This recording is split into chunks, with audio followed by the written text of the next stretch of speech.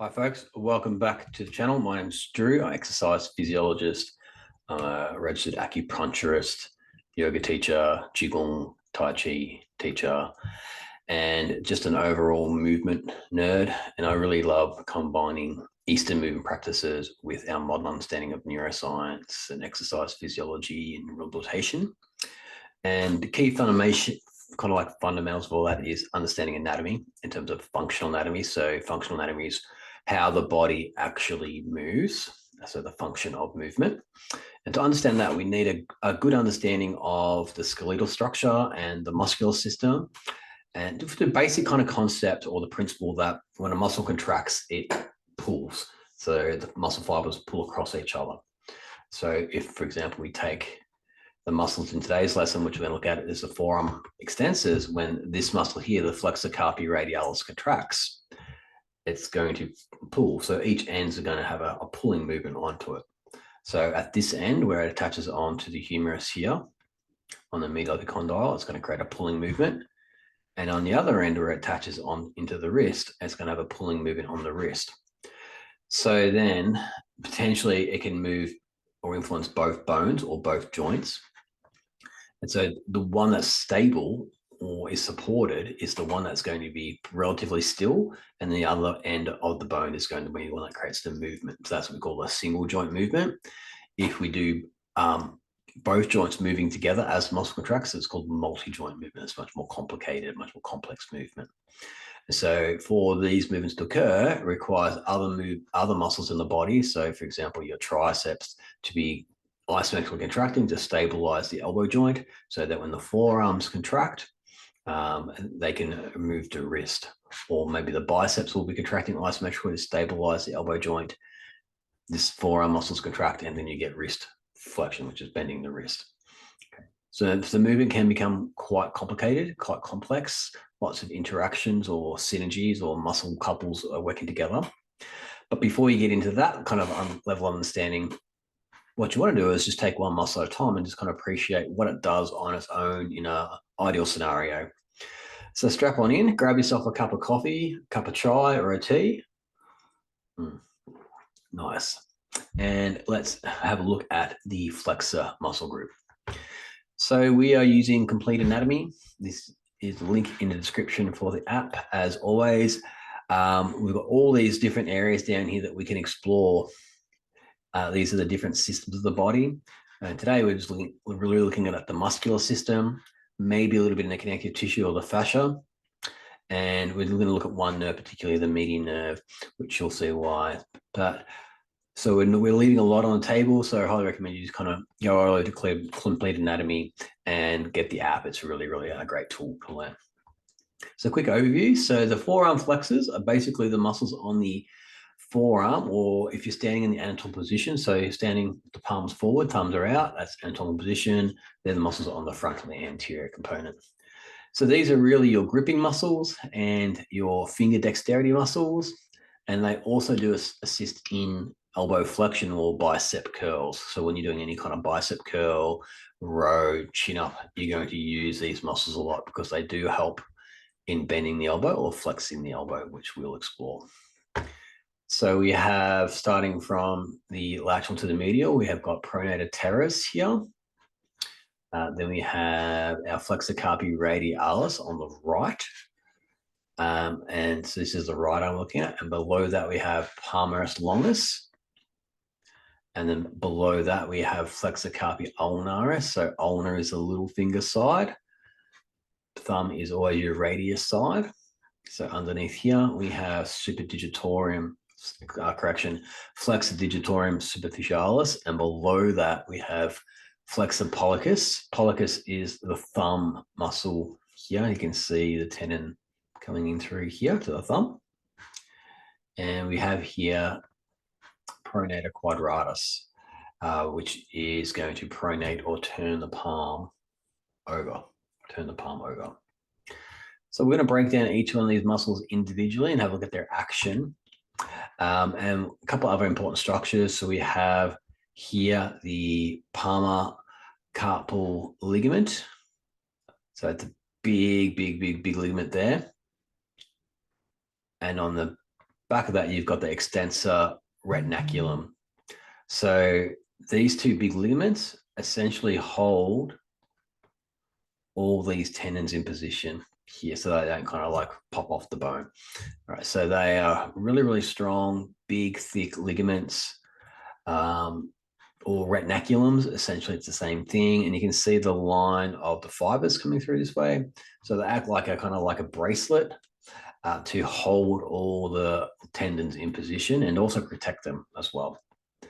Beneath here, we have the flexor retinaculum, so another very strong ligament, which is protecting the carpals.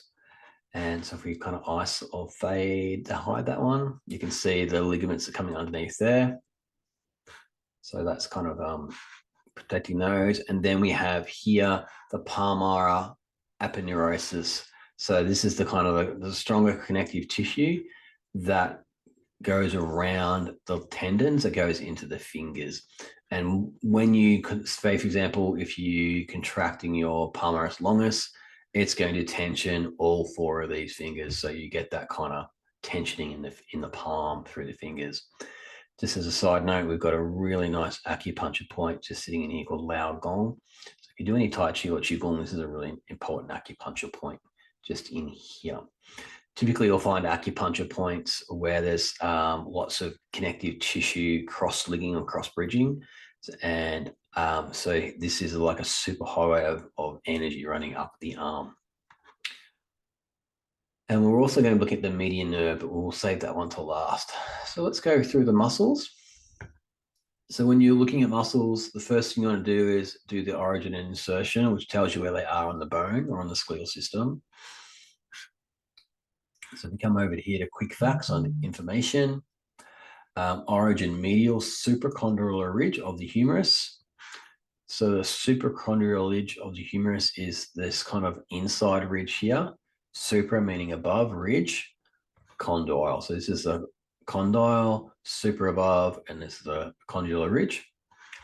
Via the common flexor tendon. So if you have seen the extensor video we did, all the muscles that are attaching on this region here are essentially sharing a tendon through here. So tendon, tendon, tendon, tendon.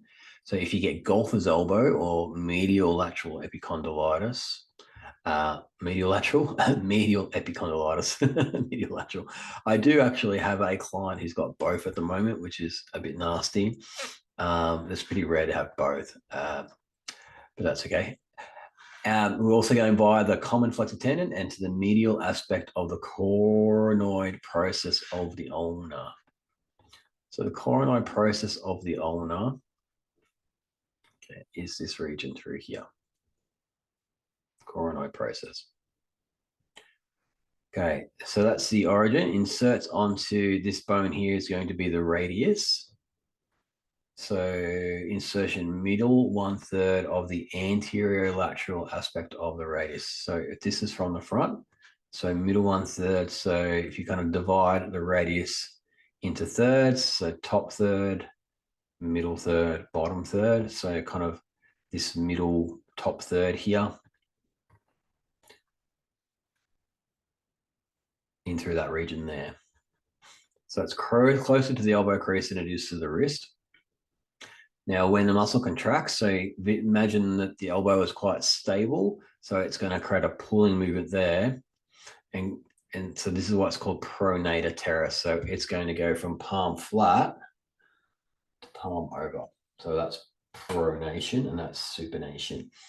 Okay, so if we go to motion, you can see here that the elbow is fixed and it's pulling in this direction. And the radius is going to spin. It's not spinning on the humerus. It's actually spinning on the ulna here in that kind of nice groove. So that kind of roundness of the radius is spinning in that groove in the ulna. And that creates your pronation. All right, so if you're standing from the front, okay, that would be supination. When you turn your palms in, that's pronation.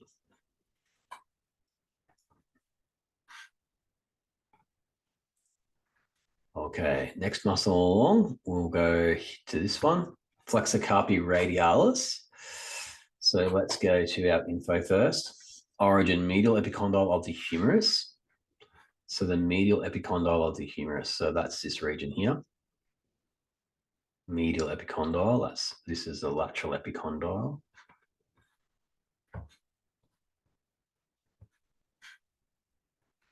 Via that common flexor tendon again.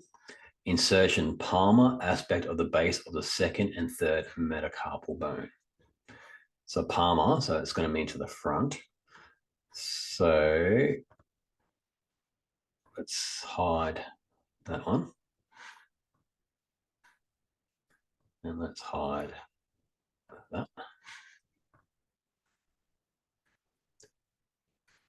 So flexor carpi radialis coming down, and it's going on to the palmar aspect of the base of the second and third metacarpal bone. So second and third metacarpal bone. So it has a tendon which divides into both. So they are your knuckles. So that's the knuckle of your finger. So that would be the knuckles here. Okay.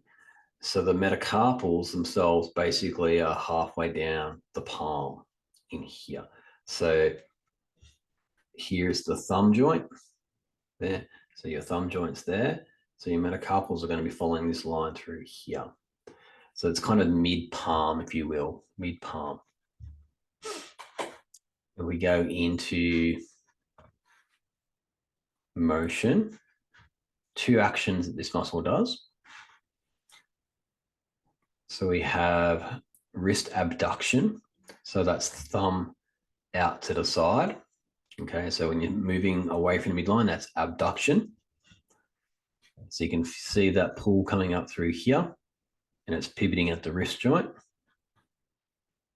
It also has another muscle here, the extensor carpi radialis, in the extensor group, doing the same thing. So your extensors and your flexors can work together to create that thumb out movement, that's thumb abduction.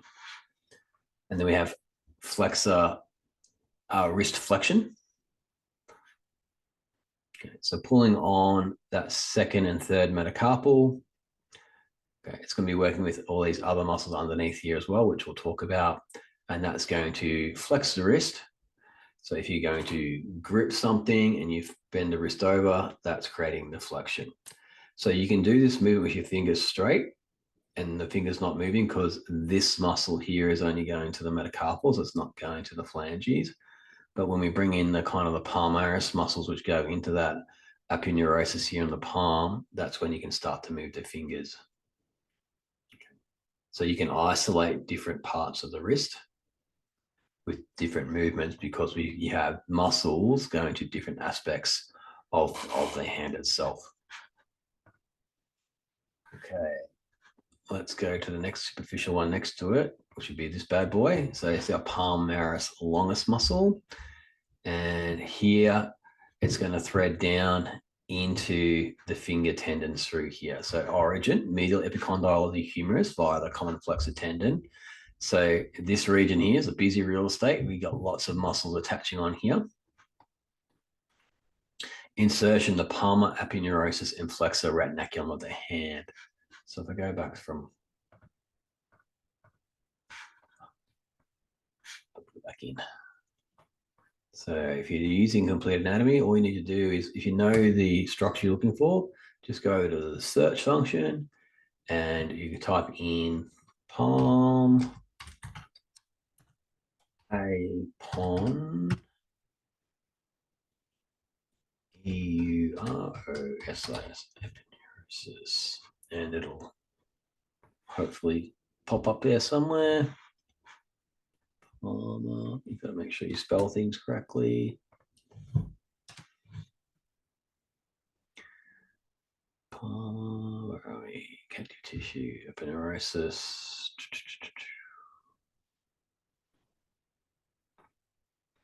And that's our palmar aponeurosis here.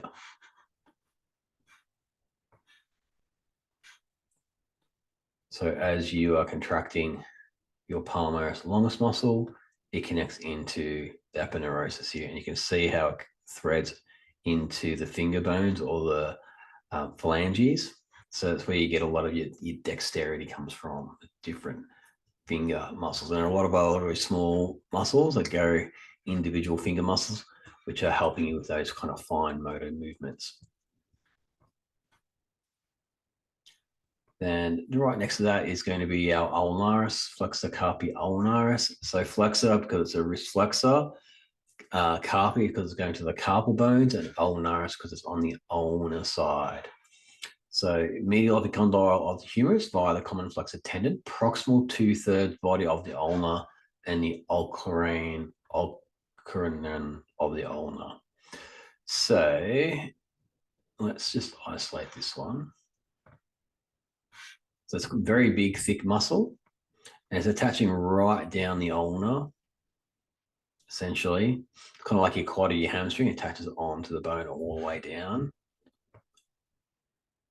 Attaching onto the base of the occlusion here. So the tip of the elbow is called the occlusion process here, and that goes into the occlusion fossa in the humerus.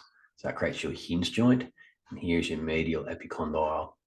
So it's a very big, long, strong muscle, and then it's going to thread down onto this bone here.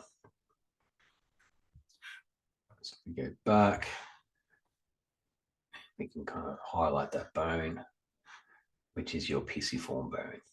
So it's going onto that little bone just there. Let's just highlight that one. So your flexor carpi ulnaris going down onto your pisiform. So this is one of your wrist bones through here.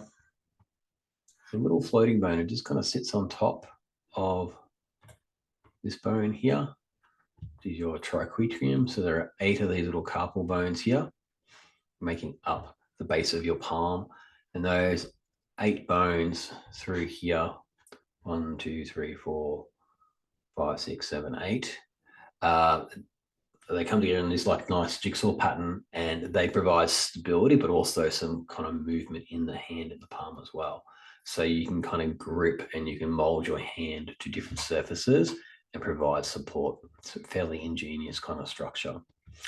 But just to kind of let you know that the flexor carpi ulnaris is going down onto that little bone there.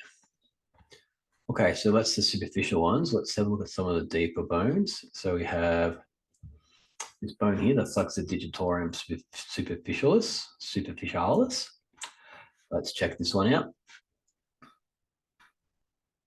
So we're creating wrist flexion, and because it's going into the tendons of the fingers, you're getting the finger curling coming over as well. So all the phalanges are starting to flex too. So that's where your gripping comes from. And then we have wrist and finger flexion. So that's just pure finger flexion here. So the wrist is not moving. So you can either do wrist flexion with fingers, or you can just do fingers with the wrist straight and neutral. So that gives you a lot of degrees of movement to adjust to different shapes and positions. And you can see these are all the little intricate hand muscles coming down through here. So all these little muscles through here, intricate little finger muscles that are working in concert with your bigger forearm muscles to move individual fingers and digits.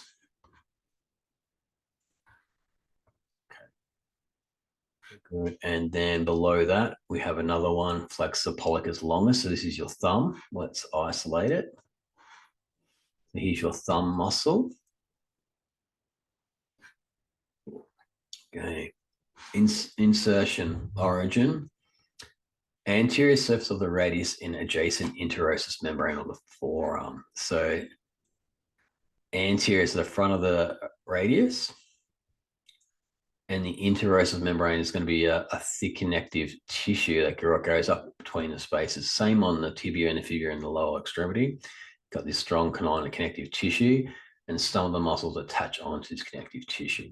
So if your forearms get really tight, it tensions the connective tissue all the way down through here, and that'll become more important when we look at the median nerve. Attaches insertion, palmar aspect of the base of the distal phalanx of the thumb. So distal phalanx of the thumb, so attaching onto the tip of your thumb, and it's going to thread kind of on the medial side of the thumb, hook around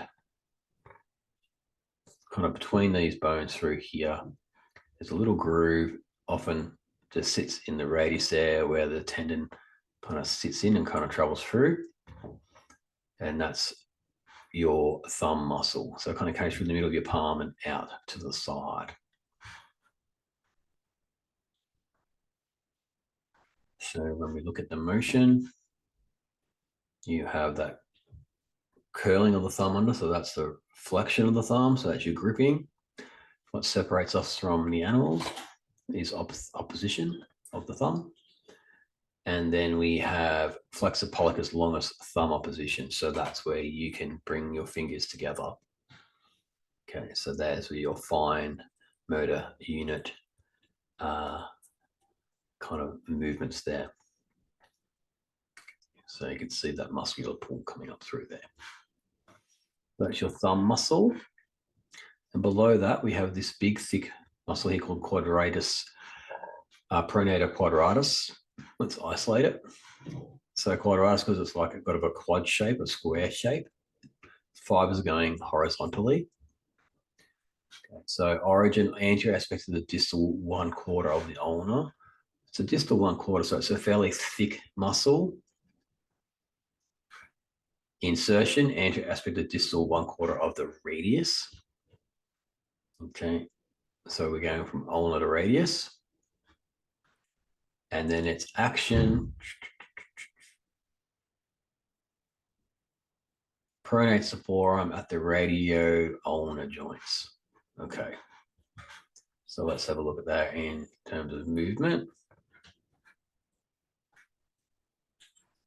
So in this example, the ulnar is very fixed, elbow is fixed, and it's going to pull the hand over. So it's going to work with your pronator muscle, which is closer to the elbow. And so those two together roll your palm from up over, so that pronation. An easy way of thinking pronation, supination is soup. So if you're going to eat soup, you'll bring your palm up towards your mouth. So that's a palm up movement. Pronation is down. So pronation is often the chin up position where you're going to hands over to pull yourself through a chin up or a overhead grip. Okay. Now let us have a look at now before we go into the nerve, these muscles here, all because they cross the elbow joint, are also helps in elbow flexion. So any of your bicep curls, your rows, your chin ups are going to be using these muscles not only to grip the bar, but also to flex the elbow to help with the bicep. So for example, if I put in bicep brachii, or brachialis,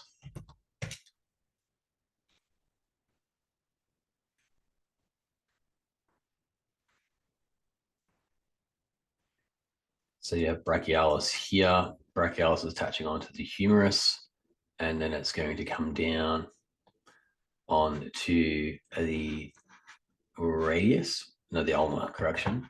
So we go to here, it's the ulna. Flex of the forearm at the elbow joint, insertion, coronoid process, and tuberosity of the ulna. Isolate it. Okay, so that's the kind of the coronoid process and tuberosity of the ulna. So this tuberosities are where the surface of the bone is quite roughened. It gives a grip for the tendon to attach onto. So you got this ulnar bone there. So that's going to, when you do a bicep curl, assist with the forearms are going to assist the bicep brachialis or the brachialis to do that flexion. And then if you add in the bicep brachii, which come to the radial side, so you get one strong bicep on the ulnar, one strong bicep on the radius, and they typically contract together to create elbow flexion. So the forearms would be your synergists to your bicep work or your pulling work. Now, if we put in the median nerve,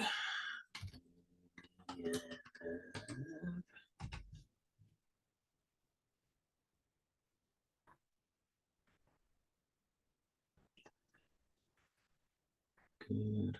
I'll put it on the other side so you can see it on the other side as well. Median nerve.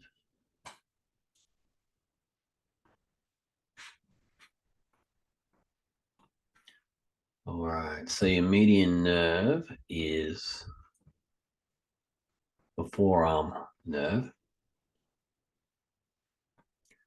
And it comes out of your brachial plexus from the side of the neck. So, and then it comes out from underneath the armpit and then comes down the inside of the elbow and then into the forearm through here. So if we can trace it on this one.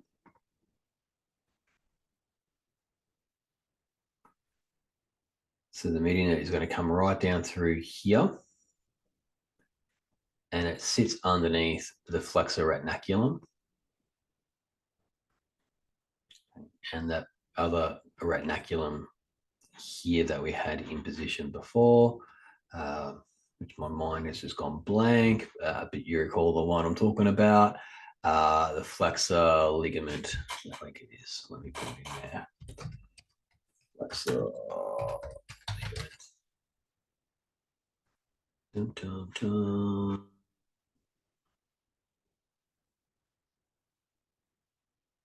Ligament, where are we? Lots of different ones. Wrist flexor, forearm flexor, forearm flexor.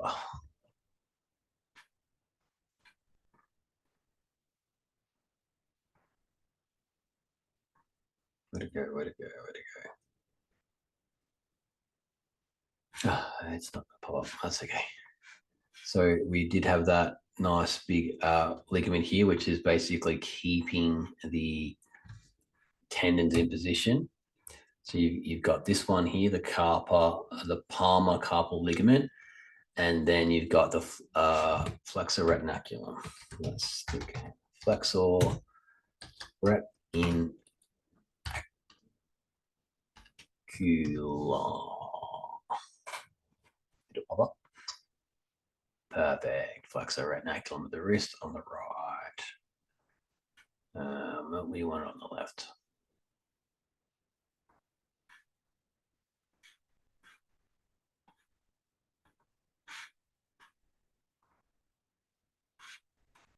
Flexor now on the right. Where are you? Right. There you go. I knew you were there somewhere. Whew. Okay. So we got our flexor retinaculum here. That's that big wrist ligament. And that's going to sit right on top of your median nerve, which is going to supply your palm, essentially. So this is your classical kind of carpal tunnel scenario, whereas you get this ligament and this ligament become very tight and tense, and it pushes the tendons down and it compresses the medial nerve through here. And you can get some very, very kind of bad neural impingement coming into your hand. You can lose your grip strength, your finger strength. So if we look at the median nerve, does it tell us where it exits from?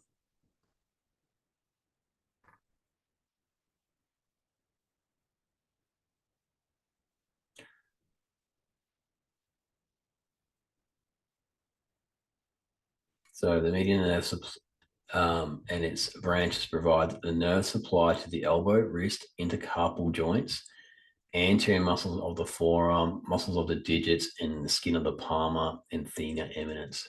So thumb, palm, fingers, wrist, forearm, elbow can all be affected by this nerve getting compressed. So essentially the whole kind of front of your arm through there. So if this structure gets super tight and your forearms get super tight, you can kind of create that neural impingement of this nerve, the median nerve.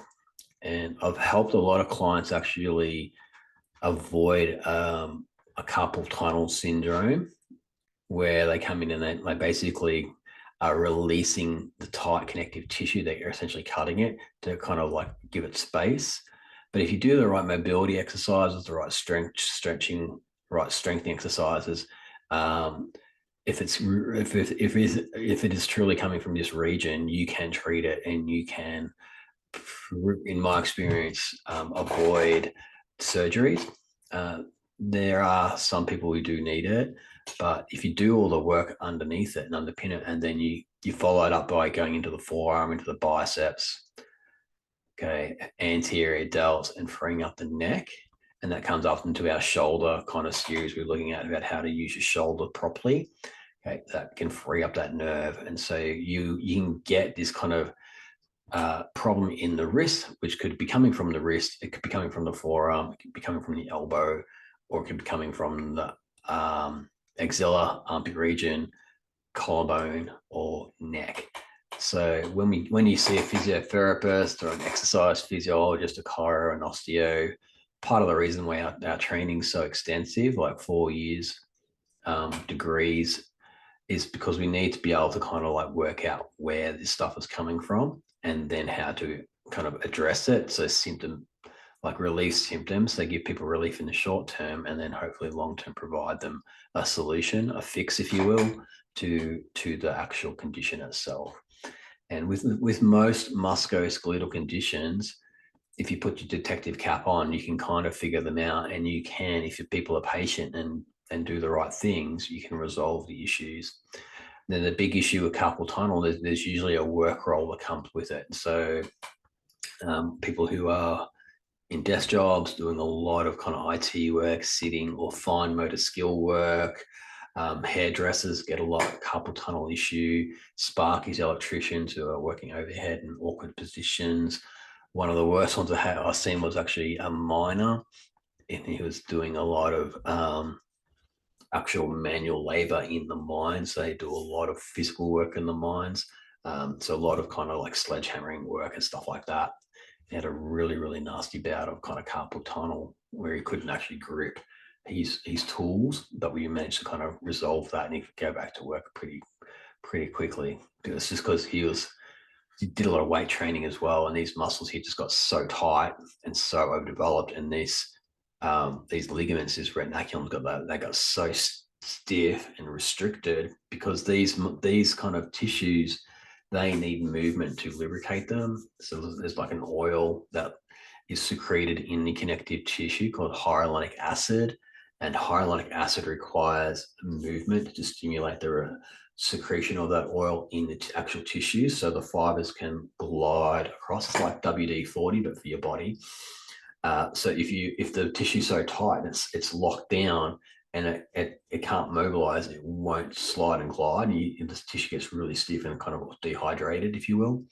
And then so that kind of just makes everything really tight and restricted, and that can then create that kind of impingement. Okay, so that is a nice overview of the forearms. Hope you enjoyed that. You can definitely spend a bit more time individually on each of these muscles, and you can train them individually, like the forearm extensors, but essentially you want to go in all the different directions. So you want to go flexion, extension, abduction, adduction. All right, and you can do that with weights if you're trying to strengthen your wrists up, and you can do it against your own body weight. But in my experience, the best way to get really strong forearms is to lift weights. So dumbbells, barbells, kettlebells, good, strong neutral positions. So you get your gripping really, really nicely done, and that'll build up pretty much all those muscles. And then a really good mobility program where you're taking your joints through full range with control, with minor resistance. So you always want this kind of combination of mobility, so the joints being able to kind of move freely, flexibility, so the muscles can contract to their full range of movement, and then when they relax, they return to resting position. So you got full extensibility of the muscles, so flexibility. So you want the joint to be able to move fully, and you want the muscles to be able to go through their full range with enough strength to control that range. And then that's the third piece is strength. So developing some kind of strength conditioning protocol where the muscles are actually getting stronger and stronger. Some of the best stuff for wrist strengthening I've seen is kind of within the calisthenics, gymnastics kind of training. They do, because they're doing so much work on their wrists, you know, rings and bars and things like that. They have really good protocols on developing up wrist strength. So that's something to look at. So you want to do a handstand, something like that, you need mobility, you need stability, you need strength to be able to maintain the load through the small joint. So definitely check out kind of like a gymnastics strength training type program. I think it'd be really quite useful. They have a lot of good kind of protocols around getting your wrists strong because they do a lot of exercise which requires very, very strong wrists. Okay. All right. So we might leave it there to today. Thank you very much for watching. If you're enjoying the content and you'll find it helpful, please leave me a comment. And like and share as always. Feed the YouTube algorithmy thingy, and we'll see you for the next video soon. Okay, bye-bye.